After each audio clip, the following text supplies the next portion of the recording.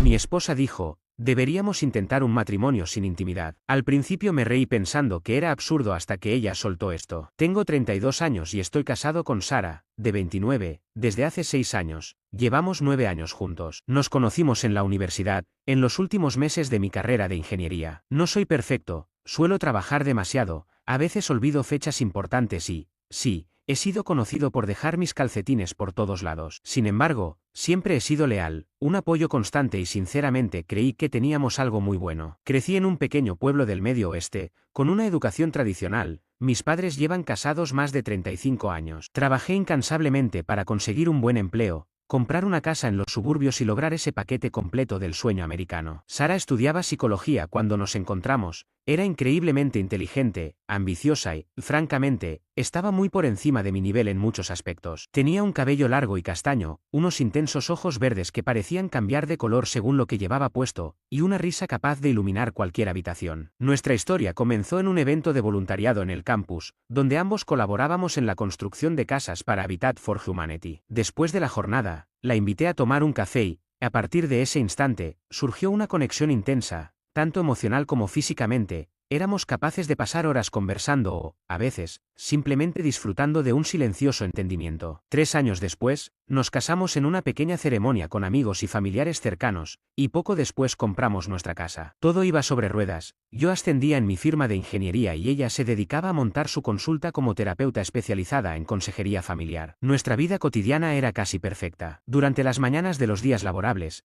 compartíamos un café antes de ir al trabajo, los fines de semana, nos dedicábamos a proyectos en el hogar o disfrutábamos de maratones de series en Netflix. Teníamos citas cada 2 viernes, y aunque hablábamos de tener hijos en algún momento, estábamos contentos siendo simplemente nosotros mismos. La intimidad física era constante, no llegaba a ser la locura de la fase de luna de miel, pero era regular y satisfactoria, o al menos, así lo creía. Una noche de martes, mientras estaba en el sofá, revisando mi teléfono y viendo un capítulo repetido de una comedia de situación mientras esperaba que se actualizara mi videojuego, Sara entró con esa mirada decidida que ya conocía, una mezcla de determinación y seriedad. Silencié la televisión, me senté y ella, con los brazos cruzados, dijo, tenemos que hablar. Esa frase nunca venía acompañada de una invitación para jugar o pedir pizza. Con cierto nerviosismo, le pregunté si había olvidado alguna fecha importante, pero ella simplemente se quedó en silencio un segundo, como preparándose, y luego soltó la bomba. Creo que deberíamos intentar un matrimonio sin sexo. Al principio, me reí,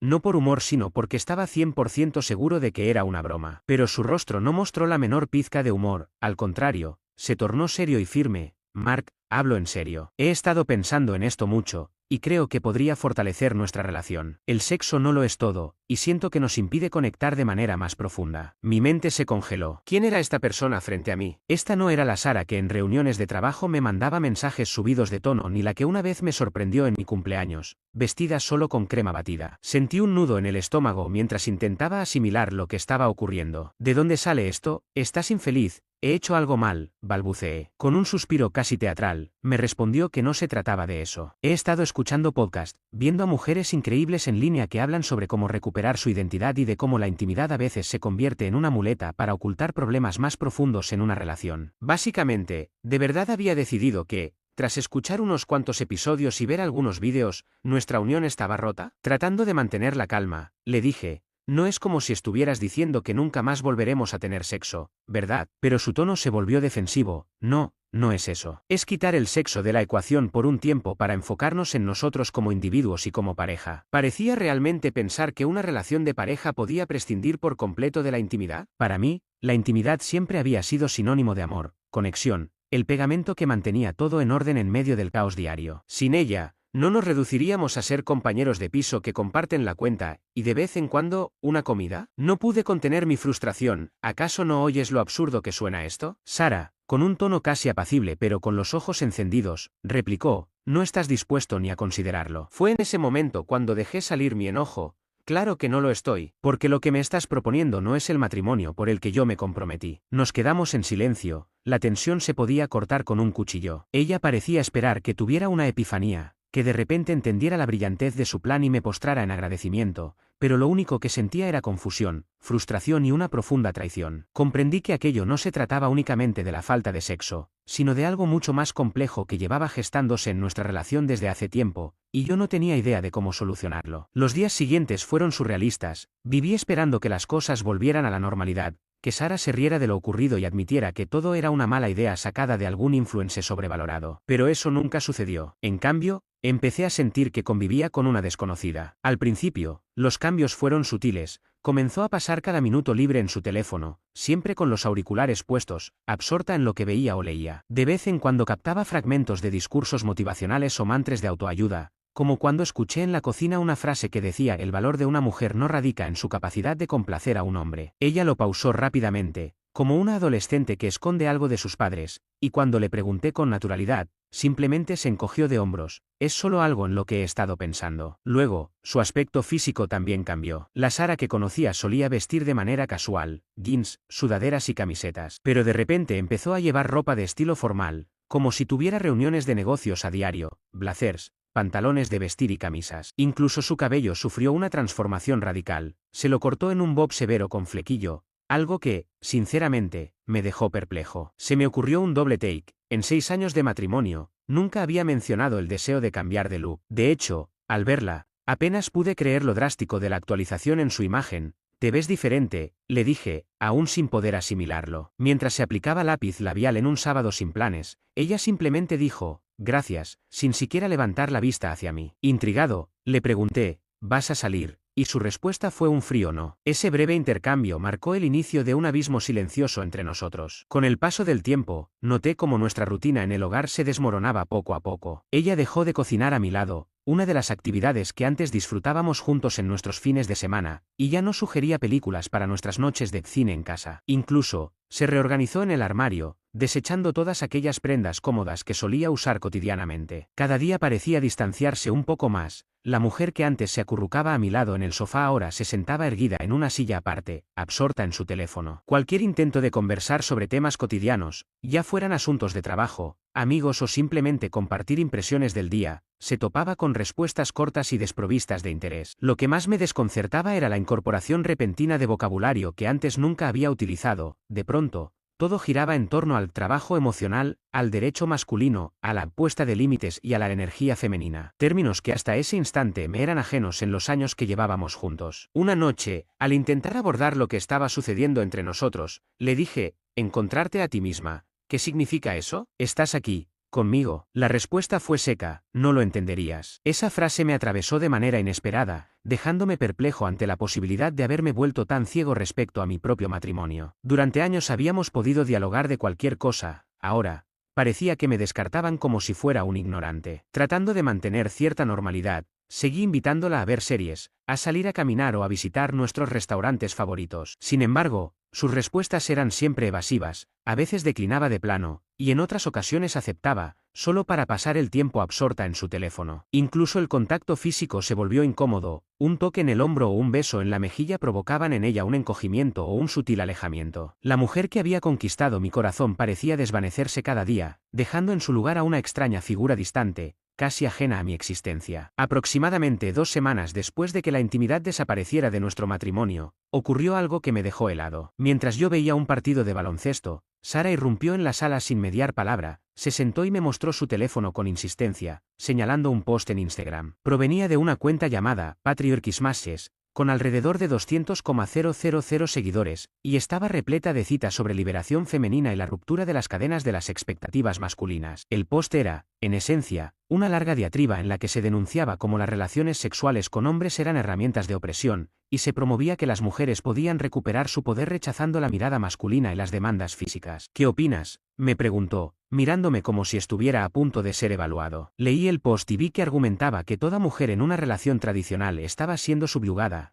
que la intimidad física era en sí misma opresiva, y que la verdadera liberación llegaba al desvincularse de la validación masculina. Los comentarios en el post estaban llenos de elogios hacia estas ideas y de testimonios sobre cómo otras mujeres estaban imponiendo límites a los hombres en sus vidas. ¿Qué creo yo?, le dije con sinceridad. Creo que esto es una completa tontería. Ese desconocido no sabe nada de nosotros ni de nuestra relación. ¿Cómo es posible que un post de Instagram determine lo que es mejor para nuestro matrimonio? Sus ojos se entrecerraron, y con un tono condescendiente que nunca había escuchado en ella, respondió: no se trata de ti en particular. Es un concepto. ¿No crees que hay algo de verdad en cómo la sociedad condiciona a las mujeres para que crean que su valor depende de su atractivo sexual? Insistí: en teoría puede ser, pero esa no es la forma en que vivimos nosotros. Jamás te he tratado como a alguien inferior. ¿Vas a dejar que alguna activista de hashtag influya en nuestro matrimonio? Con un suspiro dramático, ella replicó: esto es exactamente lo que esperaba. Que estés completamente cerrado a nuevas perspectivas, a cuestionar ese privilegio masculino del que tanto hablas. En esos 9 años juntos, jamás había utilizado términos como privilegio masculino y nuevas perspectivas. De repente, parecía que yo era el patriarcado o estaba siendo lavado de cerebro, porque eso no sonaba en absoluto a la Sara que conocía. Sin más, se levantó abruptamente y dijo: no lo entenderías. Toda tu vida ha estado filtrada por ese derecho masculino. Y salió de la habitación, dejándome perplejo y cuestionándome en qué momento mi esposa había dejado de ser quien yo conocía. Esa noche, acostado en la cama junto a esa extraña mujer, miré el techo, intentando desesperadamente identificar el momento exacto en el que todo había cambiado. Ella estaba allí, a solo unos centímetros, pero parecía encontrarse a kilómetros de distancia. La persona con la que había construido una vida, con quien había soñado un futuro, había sido sustituida por una versión radicalizada que no lograba reconocer. Al día siguiente, al regresar del trabajo, me encontré con que había transformado nuestra sala en un espacio para un círculo de mujeres. 5 mujeres, desconocidas para mí, estaban sentadas en círculo sobre el suelo, quemando salvia, a la que, por cierto, soy alérgico, y compartiendo sus vivencias sobre cómo desmantelar la misoginia internalizada. Sara apenas me reconoció y, al verme, dijo de manera fría: terminará en unas horas, como si yo fuera un mensajero que interrumpía un ritual sagrado. Con mi laptop en mano, me retiré a la habitación, mientras escuchaba a esos desconocidos debatir cómo los hombres eran la fuente de todos los males. Uno de ellos explicaba cómo había cortado todo contacto físico con su esposo para liberarse de la mirada masculina, y los demás asentían en señal de aprobación. En ese instante, me invadió un escalofrío.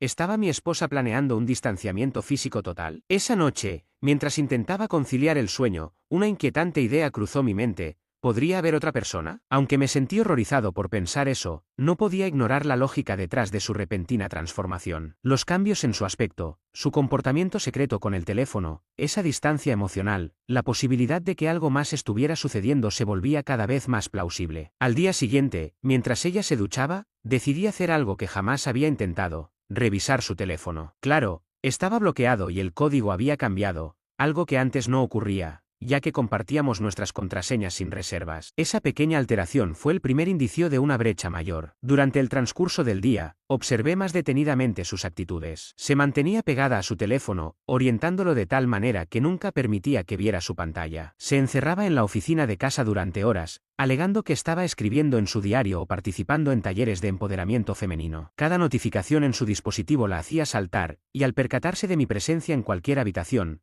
cambiaba de aplicación o apagaba la pantalla de inmediato, un comportamiento que no podía pasar desapercibido. Una noche, fingiendo estar dormido, noté que al meterse en la cama, lo primero que hizo fue buscar su teléfono y empezar a escribir furiosamente, esbozando sonrisas esporádicas con cada mensaje recibido. Al día siguiente, al interrogarla con calma: ¿con quién estás siempre enviando mensajes?, me respondió de forma áspera: son solo algunas compañeras de mi colectivo feminista. ¿Desde cuándo te interesa quién es parte de mi círculo? Su tono, frío y cortante, me indicó que no estaba dispuesto a ceder ante mi preocupación. A partir de ese momento, comenzaron a evidenciarse más cambios. Cada vez que me veía cerca, colocaba su teléfono con la pantalla hacia abajo, tomaba llamadas en otra habitación y hablaba en voz baja. Cambió todas sus contraseñas, incluyendo las de nuestro correo, redes sociales e incluso nuestra cuenta compartida de Amazon. Una tarde, llegué temprano del trabajo y escuché su risa genuina proveniente de su oficina. Al abrir la puerta, se apresuró a terminar una videollamada y mostró una pantalla en blanco, disculpándose con un «perdona, no quise interrumpir». Al notar la ligera tensión, le pregunté: ¿con quién estabas hablando? Parecía que te estabas divirtiendo. Respondió evasivamente: era el colectivo, Estábamos debatiendo sobre la deconstrucción de los estándares de belleza. La ironía de su respuesta, al parecer orgullosa de que un grupo de desconocidas entendiera mejor nuestra relación, me dejó atónito. Cada pequeño detalle alimentaba mi paranoia. El teléfono incesante, las pantallas bloqueadas, las respuestas vagas, los mensajes a altas horas de la noche, las llamadas en secreto, y hasta los cambios en su apariencia. Mi mente no dejaba de formular peores escenarios. ¿Estaría ella involucrada en una aventura emocional o física? ¿O acaso estaba siendo manipulada por algún grupo radical? Al final, mientras intentaba trabajar y conciliar el sueño, mi mente se llenaba de inquietudes. No podía dejar de pensar que la mujer con la que había compartido 9 años había sido reemplazada gradualmente por alguien a quien apenas reconocía. Esta transformación repentina y casi clandestina me dejaba con una amarga sensación de pérdida y desconfianza. No dejaba de reproducir en mi mente nuestra historia, intentando descifrar si había pasado por alto alguna señal de alerta. ¿Habrá estado ella infeliz desde hace tiempo? ¿Se fijó en alguien en particular o se trató de una extraña conversión ideológica? Poco a poco, mi sospecha se transformó en una paranoia incontrolable. Cada notificación en su teléfono, cada sonrisa oculta mientras tecleaba y cada taller nocturno alimentaban en mi mente escenarios catastróficos. Una noche, se durmió temprano y dejé su portátil abierto sobre la mesa de la cocina. Aunque sabía que era un error, mi desesperación por entender lo que sucedía me impulsó a revisar su correo. Esperaba encontrar el historial de navegación borrado, pero en lugar de ello, descubrí algo inesperado. Se había olvidado de cerrar sesión. La mayor parte de los mensajes eran boletines de cuentas feministas y actualizaciones de foros de empoderamiento, hasta que me llamó la atención una carpeta titulada Personal. En ella encontré docenas de correos enviados por alguien llamado Alex. Abrí uno de hace 2 semanas que decía: Sara, nuestra conversación de anoche fue increíble. Nunca me había conectado tan profundamente con alguien. Estás despertando tu auténtico poder, y es hermoso ver cómo describes tu situación en casa. Es tan común que los hombres no comprendan el trabajo emocional que las mujeres realizan a diario en relaciones heteronormativas. Mereces mucho más de lo que has aceptado. No puedo esperar para nuestra llamada de mañana. Otro mensaje, más reciente, leía: estoy tan orgulloso de ti por establecer límites. Es un gran paso. Recuerda que no le debes a nadie intimidad física. Tu cuerpo es solo tuyo. Esas sensaciones de culpa son producto de tu condicionamiento. Libérate de ello. Estoy aquí para ti, siempre. En medio de la lectura, me asaltó la pregunta: ¿quién era realmente Alex? ¿Se trataba de un hombre o de una mujer? Los correos no lo aclaraban, pero lo que estaba claro es que este interlocutor estaba alentando a Sara a poner en jaque nuestro matrimonio. Continué leyendo y encontré un mensaje de hace 3 días que decía: Sara, cuanto más me cuentas de él, más veo los signos clásicos de manipulación emocional. Está intentando hacerte sentir culpable por tu crecimiento personal. Eso no es amor, es control. Mereces tener el espacio para explorar quién eres más allá de sus expectativas. Estoy aquí para apoyarte en cada paso. La rabia me invadió. Alguien que ni siquiera me conocía estaba describiéndome como un monstruo abusivo, y lo peor era que Sara aceptaba esos mensajes, compartiendo con este extraño detalles íntimos de nuestra vida. Siguió la revelación cuando descubrí que Sara había ingresado a un grupo de meditación dirigido por ese tal Alex. Encontré enlaces de Zoom para sesiones nocturnas, menciones de llamadas privadas e incluso comprobantes de donaciones. Sara había transferido más de $3.000 de nuestra cuenta conjunta al colectivo de lo femenino auténtico durante el último mes, a pesar de que siempre consultábamos antes de gastar más de $500. Entre los archivos, hallé además un PDF titulado Guía de Liberación, el cual describía un proceso de 12 pasos para liberarse de las estructuras de relaciones patriarcales. El primer paso instaba a reconocer el condicionamiento, el segundo sugería establecer límites físicos, incluso planteaba la posibilidad de una relación sin sexo, y el sexto aconsejaba desvincularse de la aprobación masculina, ofreciendo tips para cambiar la apariencia y agradarse a una misma en lugar de a los hombres. Era, en esencia, el manual de un culto. De pronto, todo encajaba: el cambio en su personalidad, el nuevo vocabulario, la frialdad en su trato, las modificaciones en su apariencia, los círculos de mujeres y el creciente secretismo. Sara estaba siendo manipulada por ese grupo, y la influencia de Alex estaba trastocando su mente. Con el teléfono en mano, capturé fotografías de los correos más comprometidos, incluidos los recibos de donación, y cerré el portátil con el mismo cuidado con el que lo había encontrado. Necesitaba tiempo para procesar lo sucedido y planear mi siguiente movimiento. No la confronté de inmediato, pues parte de mí aún digería la magnitud de lo descubierto, mientras que otra parte quería observar hasta dónde llegaría esta situación en los días siguientes. En efecto, noté que, durante los días siguientes, Sara asistía a esas sesiones de meditación cada noche, siempre manteniendo la puerta de su habitación cerrada y con llave. Investigando un poco sobre el colectivo de lo femenino auténtico, descubrí que su página web estaba repleta de un lenguaje vago sobre empoderamiento y testimonios de mujeres que supuestamente habían transformado sus vidas gracias al programa. El fundador, Alexander Reeves, a quien se referían como Alex, se presentaba como un guía espiritual y despertador feminista. El sitio ofrecía distintos niveles de membresía, desde $49 al mes para sesiones grupales, hasta un paquete de transformación de $499 mensuales que incluía asesoramiento privado, y hasta un botón para realizar donaciones. Todo encajaba en el perfil de una estafa sofisticada dirigida a mujeres vulnerables. Todo encajaba en el perfil de una estafa sofisticada dirigida a mujeres vulnerables. El punto de quiebre ocurrió una noche tras la cena. Mientras cocinaba, noté que Sara apenas había tocado su comida y constantemente miraba el reloj. Necesito irme, dijo levantándose y dejando su plato. Tengo una sesión importante a las 8. Con tono neutro respondí.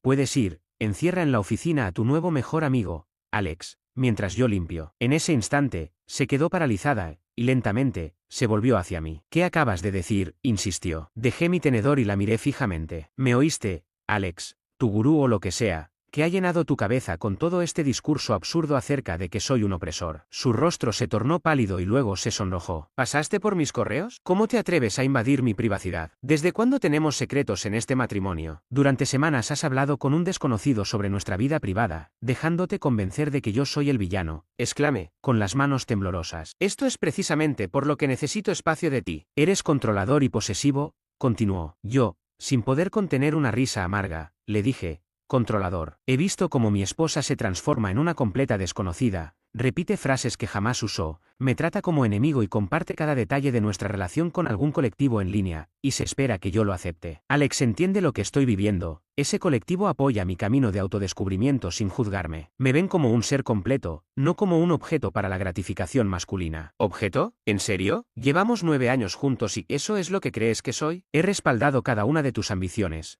te animé a sacar tu maestría, a iniciar tu propio proyecto. Cuando te he tratado como un objeto, con una condescendencia que rayaba en lo insoportable, ella replicó, tu perspectiva masculina te ciega ante las sutiles formas en que ejerces control, y la visión de Alex es mucho más iluminada. Supongo que alguien que nunca me ha visto ni ha sido parte de nuestra vida sabe más sobre nosotros que yo. Alex te está ayudando a encontrar tu yo auténtico. Tu yo auténtico era perfecto antes de que este culto se apoderara de ti. Con los ojos estrechados de ira, agregó, no es un culto, es una comunidad de apoyo de personas afines que entienden la experiencia femenina, una comunidad que te anima a destruir tu matrimonio y que te hace creer que eres un manipulador y controlador, basándose en nada, lo que provoca que cambies todo de la noche a la mañana. La discusión escaló hasta convertirse en la peor pelea de nuestro matrimonio. Me llamó tóxico, controlador y representante del típico derecho patriarcal, mientras yo intentaba comprender cómo una mujer que compartí durante casi una década se transformaba en alguien que, a sus ojos, necesitaba romper con todo lo establecido. Sin medir mis palabras, la acusé de ser egoísta, manipulada y prácticamente irreconocible. La conversación tomó un giro inesperado cuando saqué a colación el dinero, los $3.000 que había transferido a ciertas personas desde nuestra cuenta conjunta. Vi los comprobantes en tu correo, le dije, haciendo notar que había estado enviando cientos de dólares a un grupo liderado por un gurú en línea sin siquiera consultarme. Mientras solíamos hablar abiertamente de grandes compras, ahora ella desviaba miles sin dar ninguna explicación. Su respuesta fue que se trataba de una inversión en mi crecimiento, aunque noté que su tono denotaba una vergüenza apenas disimulada. Para mí,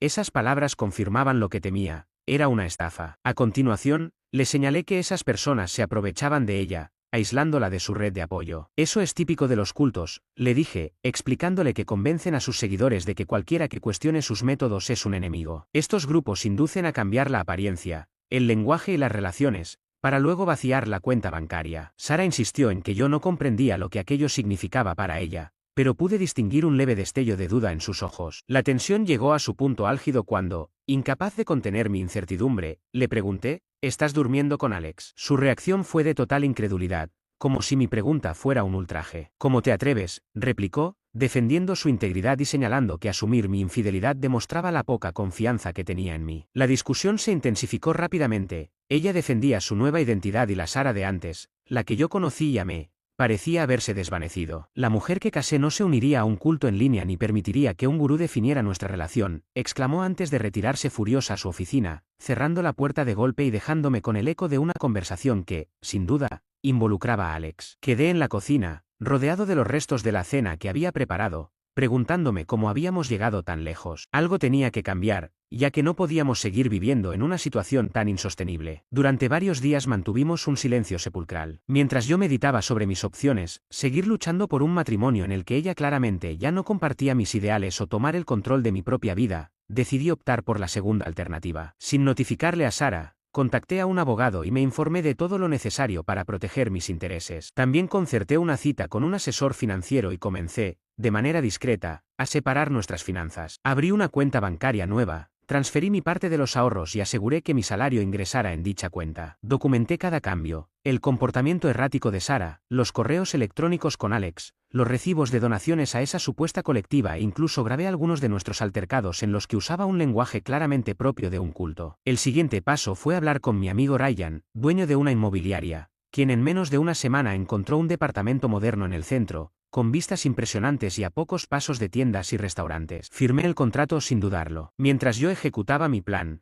Sara continuó asistiendo a sus sesiones sin prestarme mayor atención, lo que me permitió avanzar con mi estrategia. Resguardé todos mis documentos importantes, certificado de nacimiento, pasaporte, registros financieros, y me encargué de modificar todas las cuentas compartidas, desde servicios básicos hasta seguros y suscripciones, retirando mi nombre o creando cuentas nuevas a mi nombre. Finalmente, en un viernes en que Sara estaba en el trabajo, empaqué mis pertenencias, ropa, objetos personales, equipo de videojuegos y reliquias familiares. Dejé atrás los muebles, pues no estaba interesado en pelear por lo material. Antes de irme, dejé un sobre en la cocina con una nota que decía: Sara, tú pediste un matrimonio sin pasión, yo te ofrezco algo mejor, un matrimonio sin marido. Me he mudado y he separado nuestras finanzas. Puedes quedarte con la casa por ahora, he pagado la hipoteca hasta el próximo mes para que tengas tiempo de reorganizarte. Mi abogado se pondrá en contacto contigo para definir los próximos pasos. Disfruta de tu auténtico yo. Mark. Junto a la nota, incluí impresiones de los correos entre tú y Alex, los recibos de las donaciones y capturas de pantalla de los pasos de la liberación,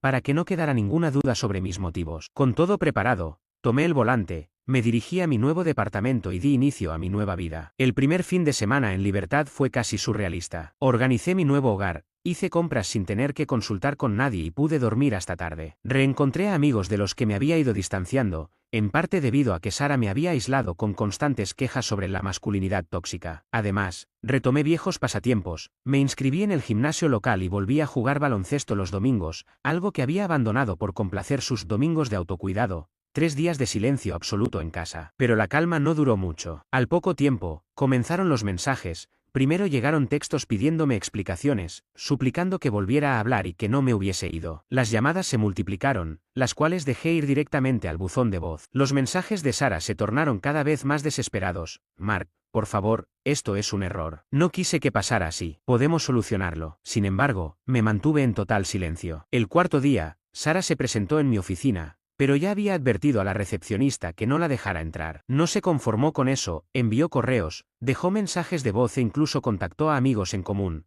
todo en un intento desesperado por comunicarse conmigo. El quinto día, recibí una llamada de un número desconocido. Al contestar, una voz condescendiente y fría se identificó como Alex, del colectivo de lo auténtico femenino. Hola, ¿es Mark? Creo que debemos hablar, dijo. No pude evitar reírme, pues no había nada entre Alex y yo que ameritara esa conversación. Con firmeza, le advertí: mantente alejado de mi esposa y deja de llenarle la cabeza con manipulaciones. Si vuelves a contactarme, presentaré un informe por acoso. Antes de que pudiera responder, colgué. Transcurridas 2 semanas, me asenté en mi nuevo entorno. Recuperé el contacto con amigos, mejoré mi rutina de ejercicio y mi alimentación, y comencé a sentirme más yo mismo que en meses. Fue en ese periodo cuando mi abogado me informó que a Sara ya se le habían entregado los papeles de separación. Sorprendentemente, ella no había presentado ninguna oposición, lo que me hizo pensar que, de alguna manera, había aceptado la situación. Poco después, Sara apareció en mi oficina. Se notaba que había cambiado drásticamente, sus ojos estaban hinchados,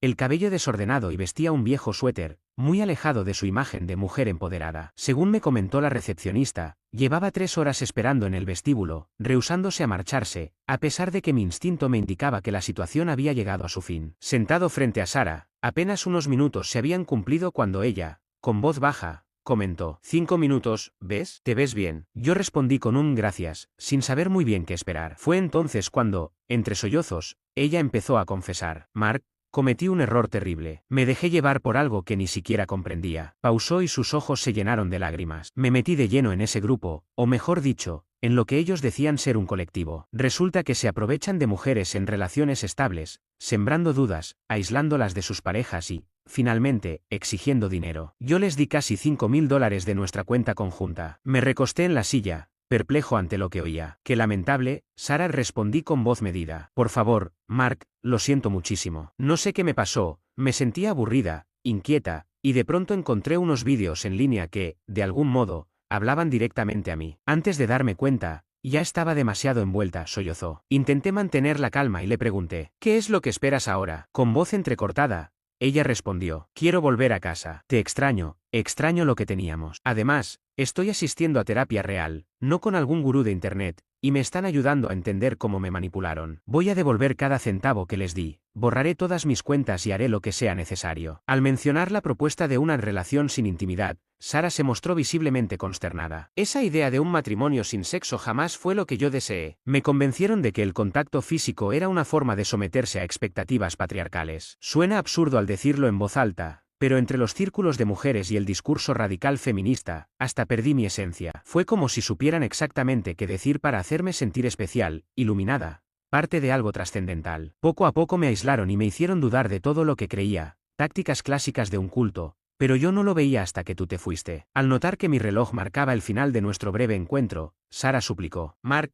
por favor, 5 minutos más. Extendió su mano a través del escritorio, implorando perdón. Te amo, cometí un error horrible y haré lo que sea para solucionarlo. Con un tono firme, retiré mi mano y le dije, el asunto es que, Sara, en realidad me siento más feliz ahora. Estas semanas han sido reveladoras. He comprendido que merezco a alguien que no descarte 9 años de matrimonio basándose en consejos de un culto en Instagram, alguien que confíe en mí lo suficiente como para hablar de los problemas sin recurrir a ultimátums, alguien que valore mis sentimientos como si fueran propios. Ella insistió, mostrando a la Sara genuina y no a la versión alterada por ideas extremas. Esa soy yo, la verdadera. Por favor, Mark, dame otra oportunidad. Con voz seria, me incliné hacia ella y le expresé lo que realmente me dolía. Lo que más hiere no es la propuesta de un matrimonio sin intimidad ni siquiera el dinero que enviaste, sino el hecho de que creíste en un desconocido de internet por encima de tu esposo de 6 años. Me duele que tan rápido me vieras como el enemigo, que tergiversaras todo lo que he hecho para justificar una supuesta opresión. ¿Cómo podemos volver de esto?, preguntó ella entre lágrimas. No lo sé, murmuré, pero sé que intentaré encontrar una salida. Al despedirnos, me levanté y, al acompañarla a la puerta, Sara se volvió con esos ojos hinchados de desesperación. ¿Puedo llamarte? Tal vez podríamos cenar la próxima semana solo para conversar. Te llamaré, le respondí con firmeza. Pero no te quedes esperando. La observé alejarse,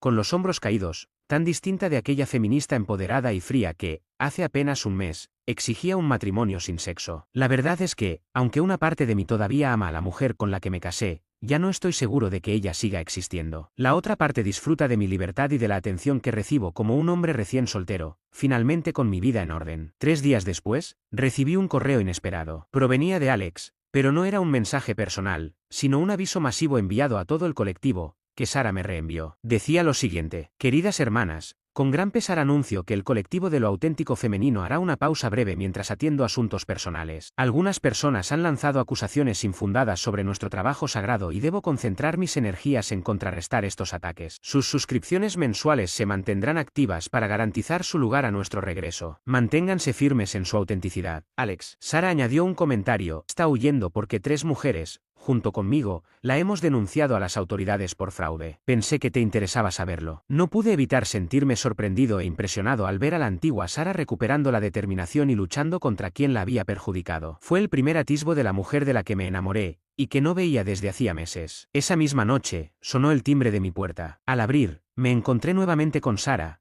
pero esta vez era diferente. Su cabello volvía a su estilo natural, el maquillaje excesivo había desaparecido y vestía unos jeans y una camiseta, tal como solía hacerlo. No vine a suplicar, dijo de inmediato. Solo quería dejarte esto. Me entregó un sobre en el que encontré un cheque por $5.000, la cantidad total que había entregado al colectivo, más un extra. Explicó entre lágrimas que había vendido sus ropas de diseñador y algunas joyas para cubrir la suma. Sé que esto no soluciona todo, pero es un comienzo, comentó. Gracias, dije, genuinamente sorprendido. No tenías por qué hacerlo. Sí, Lo hice, respondió. Además, me entregó una carpeta con impresiones de correos electrónicos que había enviado a otras mujeres del colectivo, advirtiéndoles sobre las tácticas manipuladoras de Alex, junto con capturas de pantalla de un grupo de apoyo que había iniciado para mujeres en situaciones similares. Quiero ayudar a quienes han sido engañadas, afirmó. Es la única forma de darle un sentido positivo a este desastre. Asentí, impresionado a pesar de mí. Eso es realmente admirable, Sara. No pido nada a cambio, añadió rápidamente. Solo quería que supieras que ahora estoy trabajando en mí misma de verdad,